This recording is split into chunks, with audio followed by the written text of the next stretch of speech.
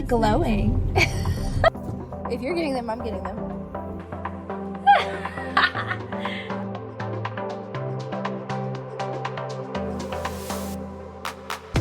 Hi, hello, and welcome to The Bookish Life. I'm Jess. And I'm Tori, and in today's episode, we're talking our favorite tropes. And microtropes. I find microtropes very interesting, so. Yeah. Is that a new Stanley? No. I've never seen you use the yellow one. I've had it. I have never 4, seen you so. use it. Well, yeah, but you always use the same ones over and over. Yeah, what color are they?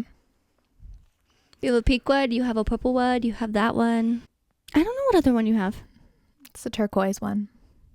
I was going to say blue, but I was like, I don't remember if that's yours or Alexis's. I don't remember. She has gray. She has another purple one. I don't remember she has another one. We have a lot of cups in our house. Yeah, you do. Tropes. Micro tropes. What's your favorite trope of all time? Of all time? That's hard because I like different like tropes together because like sometimes it's my favorite trope, but like it still doesn't work for me. So second chance is one of my like absolute favorite tropes, but it has to be like good. You know, because I've read some that I'm like, oh, it was okay, even though like it had like my favorite trope in it. But I love second chance, especially if it's like a second chance at a first chance. Like they never got to be together, but they like really liked each other. And then it's like finding their way back to each other. It's really good. Yeah, like they almost had a first chance. Yeah. Yeah, I will say second chance is also one of my favorites. Honestly, my favorite trope changes by the month. Honestly. Okay. Do you think that your favorite trope changes with trends? No. Okay. Well, because I've always been a friends to lovers girly. Even when friends to lovers is not super popular. I just hate when it's one-sided. It really irks me. So I'm very picky with friends to lovers because I've read a lot of them. But like with second chance, usually most of the time it's like childhood friends that like almost had a chance. You know what I mean? Well, so like Queen Move by Kennedy Ryan, I'm thinking like that, where it's like they were ripped apart. Yeah, that's a good one. I love that. Yeah. I don't know. I also love it when it's like childhood friends to enemies to lovers. Like I'm not a huge enemies to lovers person. I know. Yeah. But I do love it when it's like that. Yeah. I don't know. It's just like hard and contemporary for me to like root for an enemies to lovers because I'm like, they're so mean to you. How can you like turn around and like them again? You know? Yeah, I did read Willow Astor's in her oh my god, what's the series called? Landmark Mountain. Yeah, I read one of them. It was a good second chance. She left for like a reason and he was like scorned because of it because she never told him the reason. Oh, and when it comes out he's like devastated. Was it a good reason? It was really sad. Okay. Because like there's also books and I'm thinking of like People We Meet on Vacation by Emily Henry where it's like there's a secret of like why something happened and they don't tell you even as the reader until the end. And then you're like, oh, that was it. But sometimes it's really good. Like for Happy Place, she did the same exact thing and that was good. And I was like, oh, like that broke them apart kind of thing. So it's got to be good. Yeah. Yeah. But those are like my top 2 like always go to tropes. Yeah. And I will say, like, I know there's been a lot of discussion about like authors writing around tropes or like revealing too much when they say they're tropes. I love it. That's all I need to know are the tropes. Just tell me the tropes of your book and I'll decide whether to pick it up or not. I don't even read the synopsis. I'm just like, second chance, like almost together and like all these other tropes, give it to me. That's all I need. So, yep. Like most of the time, if I'm like, I love it if I'm scrolling on like my Kindle Explorer page, like it'll have that. I see like a pretty cover. And I love it if I click on it, it says like single dad, small town. I'm like, perfect. I know I'm the main majority what I'm going to get in that. And that's perfect. And I love it. Or if the author has like in the blurb, the first sentence, it's like, it's a blah, blah, blah, blah, blah, blah, blah, blah, blah. Like Grumpy Sunshine, small town, single dad. Perfect. Yeah. Love it. Got it. I mean, they do that though so that it's easier to like show up on searches on like Amazon. Yeah. And it helps me as the reader. And I also like if I want to know, I'm like, oh, I saw that author like announce their book. I'll go to their Instagram and just look for the trope graphic. Like that's all I'm looking for. If they don't have one, I'm very annoyed. I was like, I don't know what your book's about. I'm not going to sit here and read a 3-paragraph synopsis of what your book's about. Just give me the tropes. Yeah. Honestly, like I don't know like, this is off topic a little bit of tropes, but like blurbs. I feel like do people actually read them? But I don't. I feel like blurbs give more away than the tropes do, and I'm like, I don't want to know everything that happens. Just like, yeah, I don't remember the last. Well, unless I'm doing like a video, and I'll also forget when I read it. Like 2 weeks later, I'm like, what was that blurb about again? But I usually don't read blurbs because I don't want to know that much about the book. Yeah. I don't know. The last book not the last book, but one I can remember going into where like no one told me anything was Requiem by Callie Hart. Like I didn't know shit about that book. I just knew it was something about like revenge. Like they were enemies or something, two lovers. And I was like, let's go into it. And that had a lot of tropes in it. I mean, I can't say because I feel like they're very much spoilers. Well, yeah, sometimes the tropes are spoilers. So people, like, I know you have like a really strong opinion about the Elsie Silver one and how there is a specific trope in there, but like it is 100% a spoiler. And I feel like Requiem's the same, where you can't say that specific trope, even though it's something that people really love and would love and like get more people to pick up the book. Like it's just a spoiler. So yeah, that it's like part of the book. Spoiler. Yeah. Well, like without the Elsie Silver one, it's like the representation. Even I feel like saying that is a spoiler. I mean, yes, but it's not a trope. You know what I mean? Like, yeah. I mean, no. What would it be called then? It's like a characteristic of him. Like he's a blank identity. Yeah, I don't know. Well, I guess the trope would be blank rep. If that's even like on like a graphic, it would say like, so it's not a trope per se, but like if it was on like a trope graphic, you would say it. Yeah. But I mean, you just recently saw someone post it in a recommendation for that representation. And you're like, well, wait, what is that? Like, what book is it? I don't want to like. A photo finish. A photo finish. All of the titles sound exactly the same and I never remember which is which. But yes. But yeah, going back to the blurb thing, like if you just give me like, I don't know, like 4 sentences and it gives me like the tropes, the gist, like the very generic of it.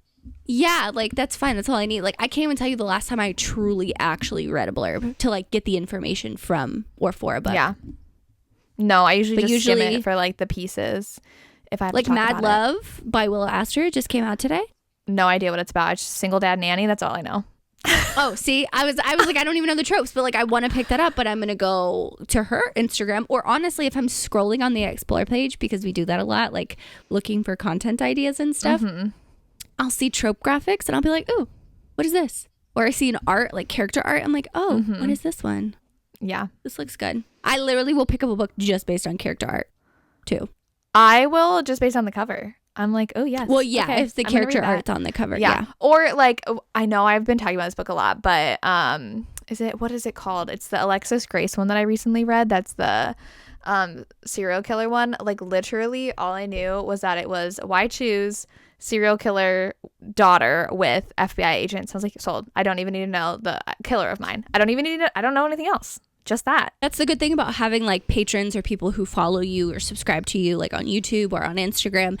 They will personally message you and be like, I know you love this 1 or 2 things. This book has it. You need to check it out. And that's my favorite thing ever. It's like, you know me and you can give me some recommendations because I don't know how I would find it. Yes, because I feel like I'm known for certain tropes and I feel like one of them's amnesia. Yeah. Like that is my just like catnip. But I feel like amnesia is not written a lot. No, yeah. And it's hard to find a good amnesia romance. Or like the amnesia is, well, so someone was like, I love Say You Swear because of amnesia. And I was like, okay, no, that's an amnesia book that I did not like. But there's like Forget Me Not by QB Tyler. There's a lot more historical amnesia. I feel like maybe because it's just like easier to explain away amnesia in like the 1800s when they didn't know anything. But yeah. Oh my God. If like I hear amnesia, I'm like, sold. Give it to me right now. I don't care I don't need to know anything else about the book. I don't, would these be tropes? There's like 2 things too if I'm looking for books like outside of Second Chance or like Friends to Lovers or anything like that. A fighter, like MMA boxing. Yeah, I feel like that's a trope. Yeah, I pick it up. Well, hands down, pick it up. I'll read it. I'll give it a try. Also, if they're like a ballet dancer or like some type of dancer. Sold. I don't know if is that a trope? Because isn't trope like, I don't know. Well, people say like, I know like the whole thing identity. Yeah, like miscommunication, people say that's a trope. That's not a trope.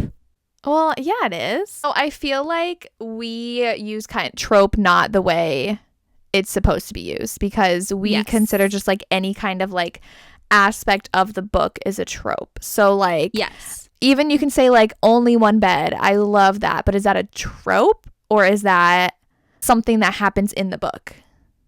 I think it's more of like a characterization. No, not a character. Well, maybe. Aren't you the English teacher? What is characterization? Yeah, no, but like trope means something different in literature than how we use it. Okay, so this says, so according to Grammarly, this says most recently the word trope has come to describe certain conventions of fictional genres and narratives such as books, movies, and TV shows. So it's just a convention of the genre. A literary trope is figurative or metaphorical language, which is not how we use trope in writing. Like a convention, just like, so that would be like miscommunication, only one bed, second chance, touch her and die.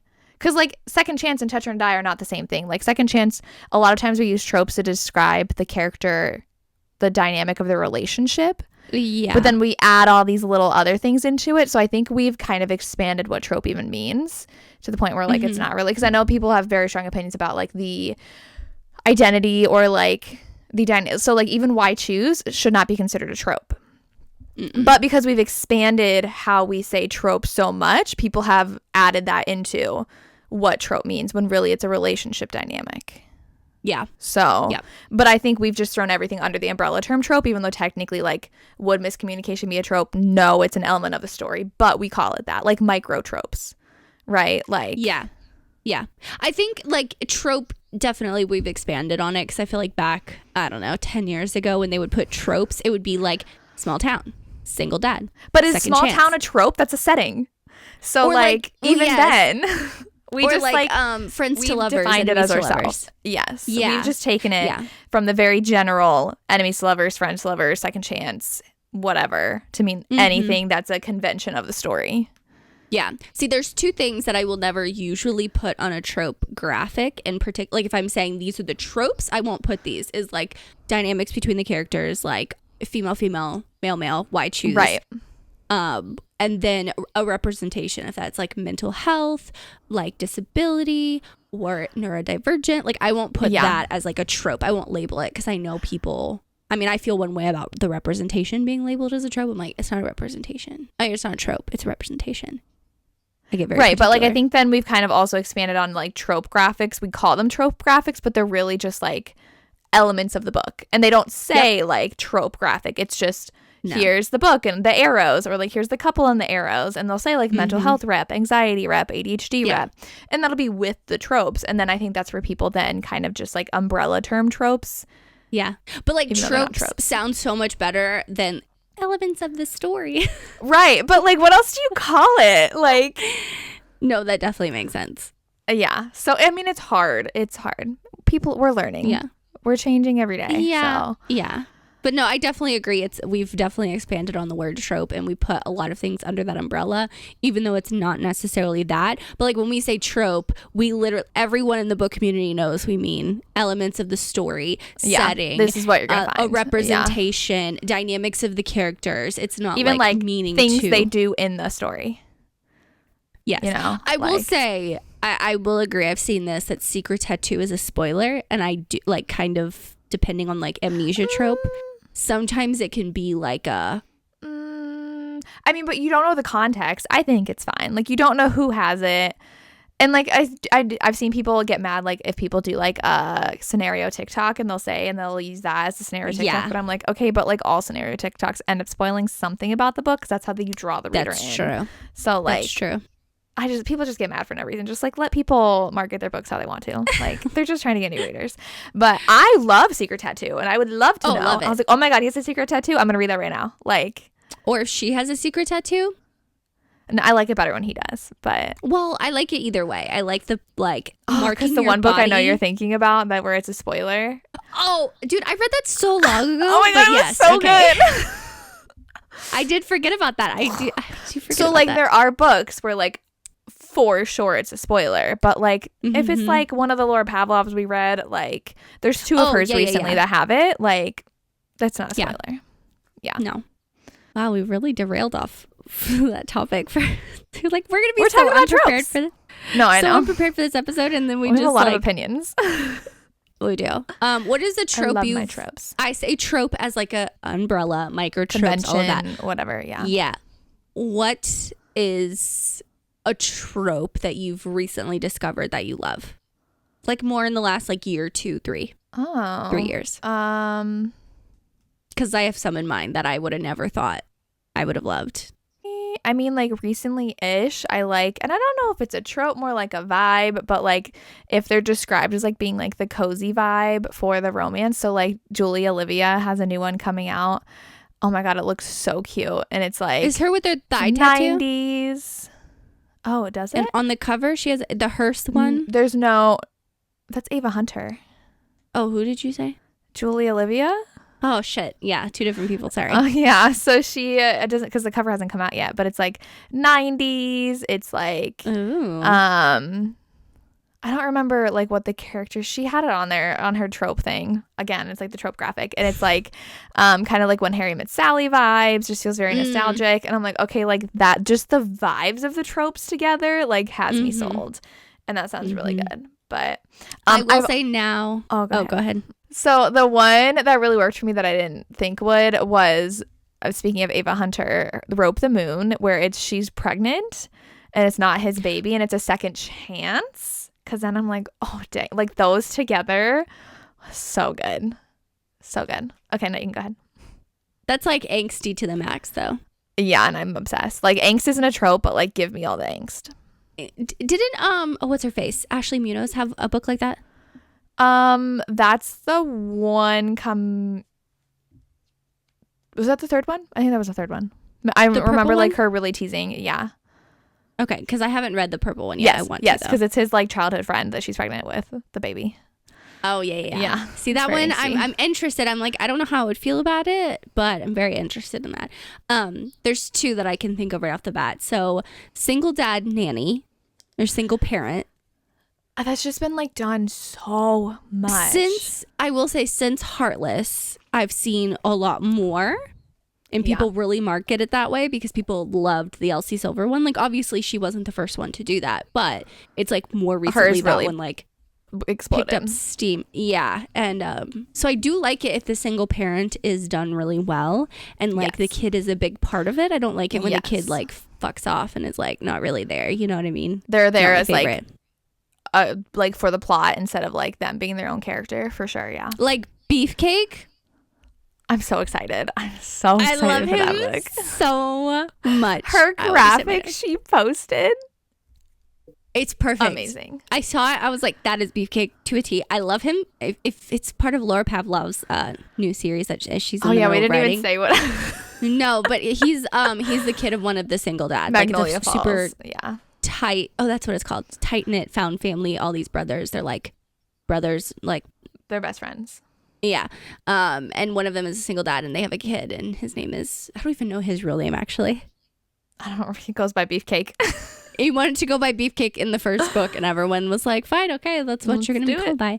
Yeah. But yeah, I love that. And then going back to vibes, Gothic. That's I knew you were gonna say that, but I didn't know if that was like technically a subgenre. I don't know because I've seen Gothic fantasy, like One Dark Window, Two Twisted Crown, duology, which is like that's a subgenre Gothic fantasy. But then I read, oh my God, what is the sapphic one? Spitting Gold.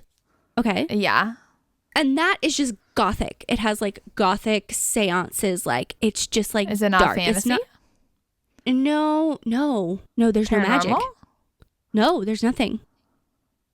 So just Gothic. But I feel like then that's just like Gothic literature.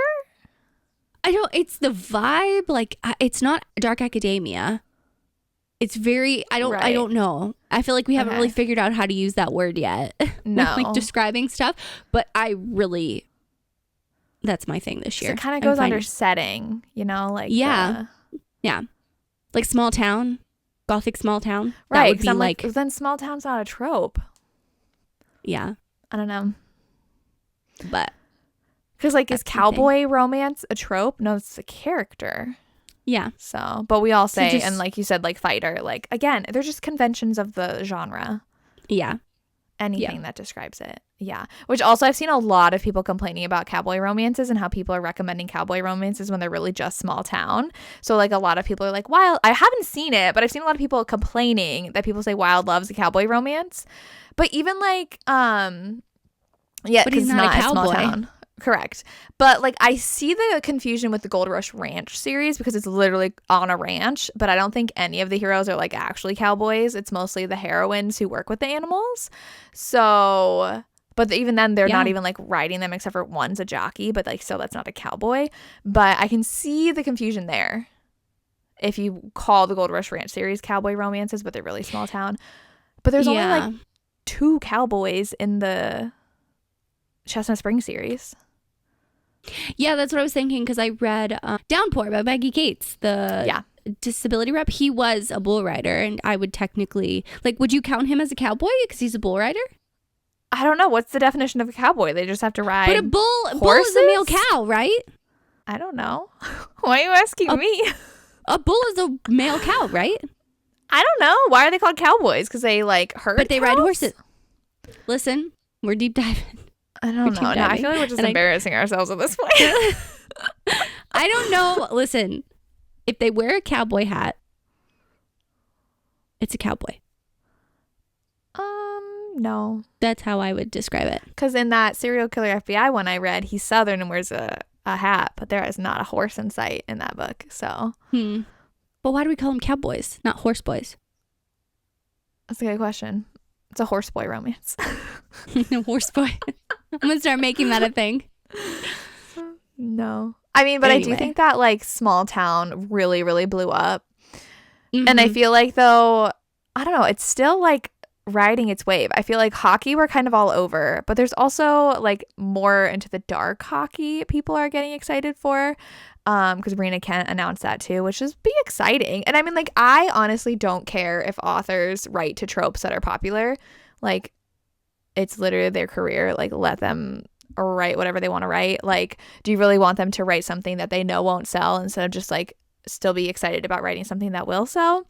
So I think that reaction to the Marina Kent thing was very odd of people getting mad that she's writing a dark hockey romance. I was like, let her write it. That's a fair point. Is like, if authors want to write it, it's their business. Like, people are going to pick it up. If they're mad and they want to see what it's about, they'll still read it. I do think it's fun though if authors like, it's fun when authors have like, you know what to expect from them. They always write this like in this setting or in this subgenre. And I feel like small town's a subgenre then and not a trope now that I think about it. But like, that's great. Like Elsie Silver, she's always writing small town. Like I'd be shocked if she wrote like, what is like the opposite of small town? Like post-apocalyptic. I'd be like, what the heck is Elsie Silver doing? But that'd be cool. I'd be like, oh my god, Elsie Silver's writing a post-apocalyptic romance. Like, give it to me. So that's why I think like Lana Ferguson is super fun because she wrote like Single Dad Nanny, Hockey, Loch Ness Monster, and I'm like, cool. Like, I do think it's fun. Like, it's both. Like, it's super fun. You know what you're gonna get from them. You can rely on them. I love it. Or they just surprise you with every single thing they write, and it's so fun. Like, even Kat Singleton has been juggling small town, billionaire, small town. Then goes back to, and now she's doing some country club thing. Like, that's really cool. So, yeah. It's the same thing with Allie Hazelwood when she announced she was coming out with Bride. And oh my god, people lost their shit. Yeah. What is it called now? I wish she kept it wet, but it's not. It's something else. No. Just like Julie Soto, she's like republishing The Auction. Yeah. She's like, but as a fantasy. Yeah. Yes, please. Give it to me. Yeah. But I feel like they're still newer on in their career where like the change wasn't, I mean, it was like, whoa, what the heck? I'll read it and see what it's about. But they're still like relatively new. It's like Rebecca Jinchak writing romantic suspense. Right. But like even I'm thinking like Karina Halley, she has written horror. She's written fantasy. She's written royal romances, small town. Like she has bounced around from like everything under the sun for romance, and she does it like good for her. That's cool. She writes what she wants. Yeah. I'm like, I don't feel one way or another. No, like Kelly Hart coming out with a fantasy. I'm excited. I'm like, give me your fantasy. Great. Yeah. Let me see what it's about. Holly Renee, when she came out with those fantasies. Yeah. And like sometimes that shift like really works well for an author's career, because I feel like Holly really blew up when she started writing fantasy. So Yep. And I mean, that'll lead like new readers to your old backlist, but like just also write whatever you're passionate about. And I feel like these authors are just, that shows. Rebecca Yarros. She has always written small town military romances or like new adult. Like that's all she's written. But she's always wanted to write that fantasy. But like publishers never wanted it from her. They finally, because she said, wasn't she known for it?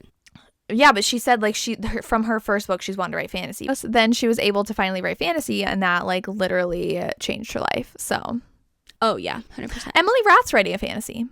Really? Yeah, she introduces herself as like fantasy. But I also feel like even what she did with Why Choose Hockey, that was at the time very different. For sure, yeah.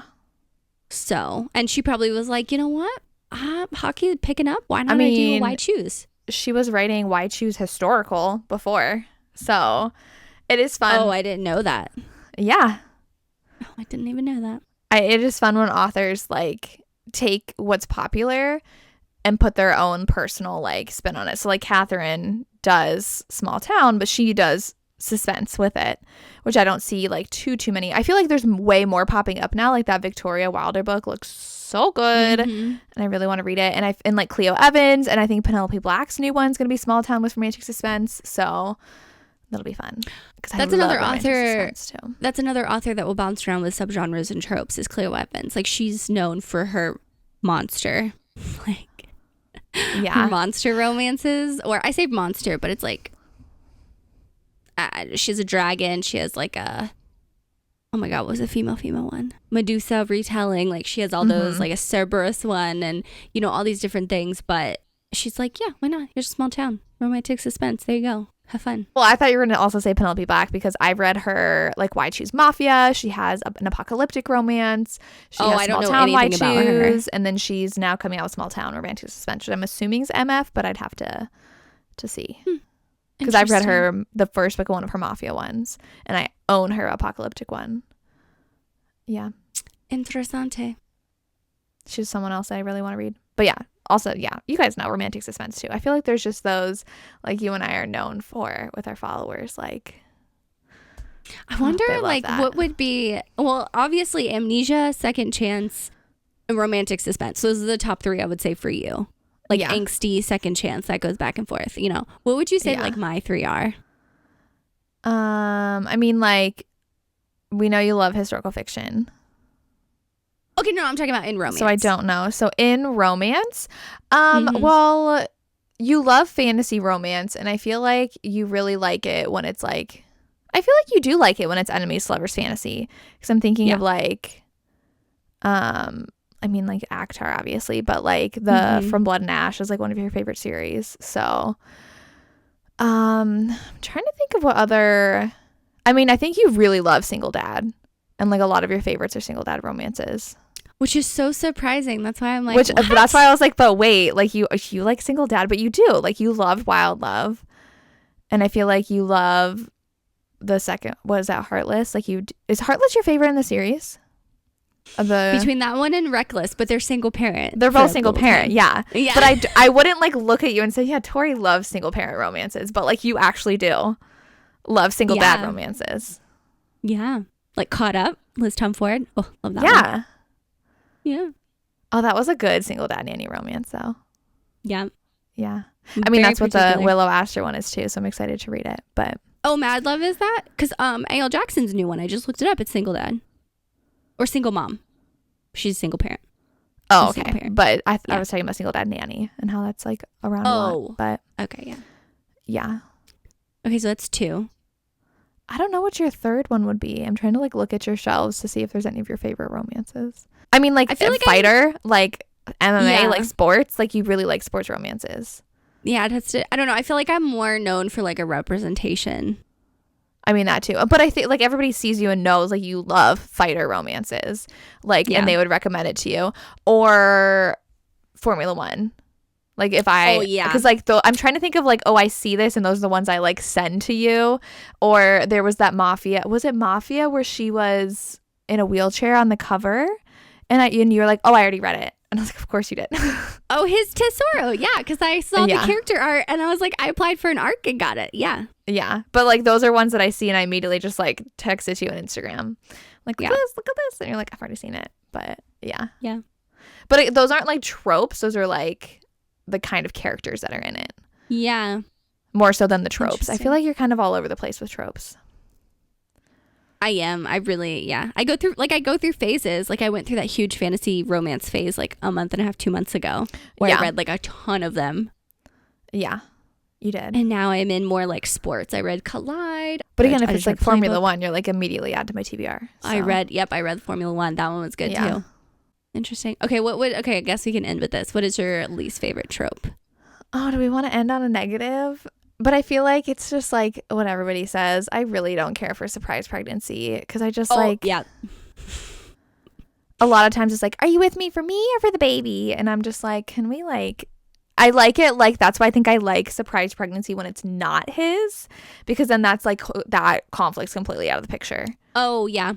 Yeah. Well, I will say like, not like you have to really convince me on a surprise pregnancy, like secret baby, surprise pregnancy. Like I loved Reckless, and that was both of those. Oh, I really like Secret Baby though. Like I like it when she is pregnant and has a child and does not tell him. I know people think that's like the most horrible thing to do, but I'm like the angst when he figured like in Reckless, it wasn't even on purpose. It was definitely miscommunication. Like she tried and like didn't know why he wasn't answering. I cried and during he's that like, scene. I have a child, and then he's just like all in. Oh my god. Yeah. Like I do like that. Or like they have like a one night stand and then like 6 years later he's like, I have a kid. So that's why I really liked Wild Love, because like he didn't know he had a kid, and then it was like, then I think the kid is a huge part of the plot, which I, like you said, like you really like that. Yeah. Yeah. Yeah. But I think we're both like surprise pregnancy is our like not least favorite. It's not like I'll never read it, but you really have to convince me that it'll be a good I book. will not be like, oh yeah, surprise pregnancy, add it to my list. Like No. that's not what convinces me to pick up the book. No. So unfortunately. You know what we didn't talk about? Forbidden romances. That's also one of our like favorites. Oh my god. Yeah. And I don't know. I feel like the older I get, the less I care for taboo. But because like when I was younger, I was like, give me all the taboo romances. But now I'm like, I don't know if it's just because I'm getting older. I just haven't, maybe not as many. I don't know. I don't know if I would say like not as many people are writing it, but I feel like they were so much more common back like 2016, 2017 when I was reading. That's true.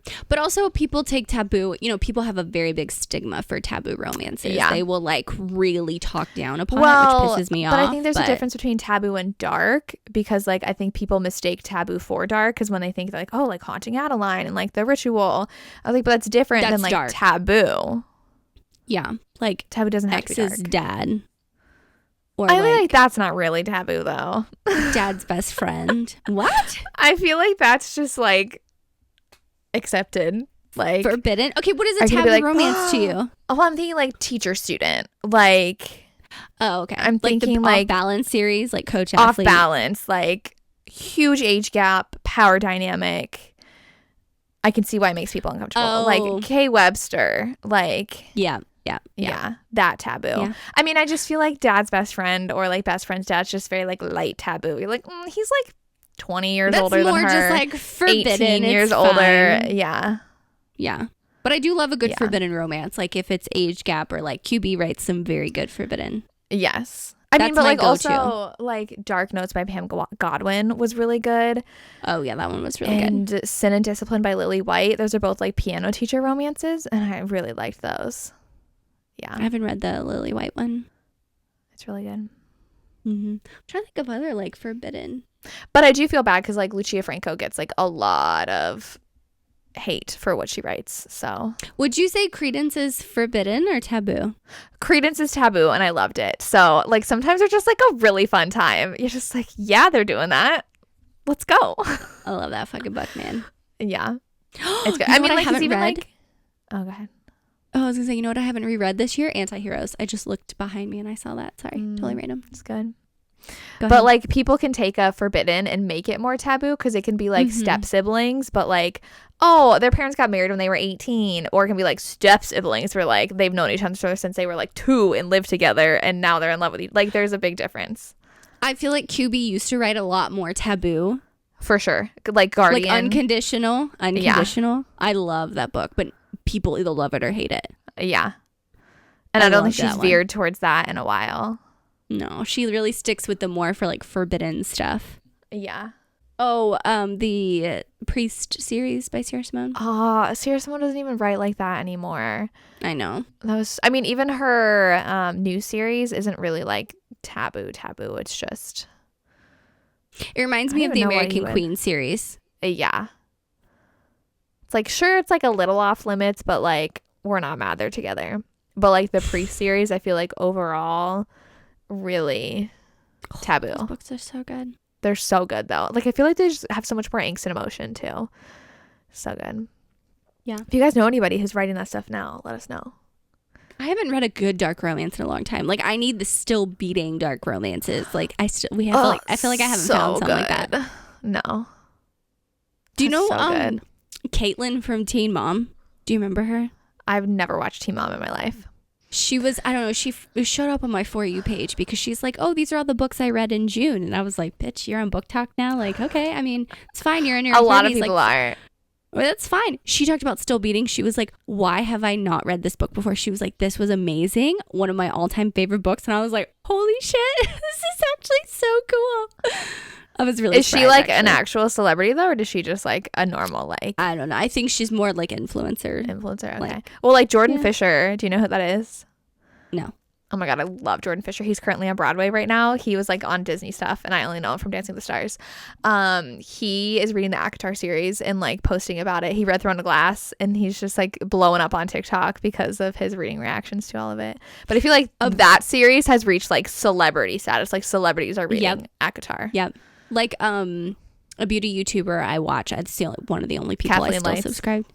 No, her name's Emma. Oh, she's Kathleen Light's gotten into the... Okay. She's a smaller YouTuber, but I mean, I say smaller. She's like 200K, but like, or 300K. I don't know. She's up there, but I love her stuff, right? But she has been reading ACOTAR. She was like, I just finished Mist and Fury, and oh my God. See, Kathleen, do you know Kathleen though, right? Yeah, but I never really watched her, so. Oh, okay. But she has like millions, and she's reading ACOTAR, so I'm posting about it. Hey, good for her. Yeah. Well, who would have thought Blake Lively would have been in a Colleen Hoover movie? I mean, that makes sense because it's a movie, but... No, but like of a book, like where she like read the book and was like, yeah, I'm going to do this. I'm committed to the script. I thought that was bizarre. Yeah. That happens all the time. That was actually a really fun chat. I didn't know where this would go, but we sat down and we're like, I haven't planned anything, but like, let's go. Listen, I leave for Hawaii in 2 days. I know. We're kind of scrambling right now. And two and a half days, technically. Oh my God, you leave so soon. I'm so fucking excited. Literally, we were talking while we were working today, and I was like, so I mean, we're not going to FaceTime each other for a full week? Well, when you went on your Nora trip, I didn't talk to you for like 3 or 4 days. I know. I knew you were being quiet on purpose, though, because I was with friends. So well, I don't want to bother you. Be like, what are you doing? I'm like, I could just see that shit on Instagram. I mean, true. I post enough on Instagram that you knew what I was doing. Yeah. Like if you went quiet, I'd be like, is everything okay? Why are you not posting? I know, but I probably won't bother you. Yeah, I'll just text you though. I'll probably like text you when I'm on the beach. Or... Well, then I'll just be jealous. Sitting here working. Yeah. You're in Hawaii. You're going to Edinburgh and you're going to travel across Europe, and I'll be just as jealous. Well, this was a fun episode. Let us know in the comments your favorite trope. What's the emoji? I'm thinking of an emoji. Is there a brain emoji for amnesia? There is. Okay, do a brain. The pink brain emoji. Yeah. If you are... See, I did it backwards this time. If you're listening on Spotify or Apple Podcasts, leave us a rating. Tell us what you thought of the podcast. Sorry. Podcast. Jess hates it when I call it the pod. Is that it? Yeah, leave us the brain emoji in the comments down below. Okay, thanks. Thank you so much for watching. We hope you enjoyed our Bookish Life, and we'll see you next time. Bye. Bye. Fun.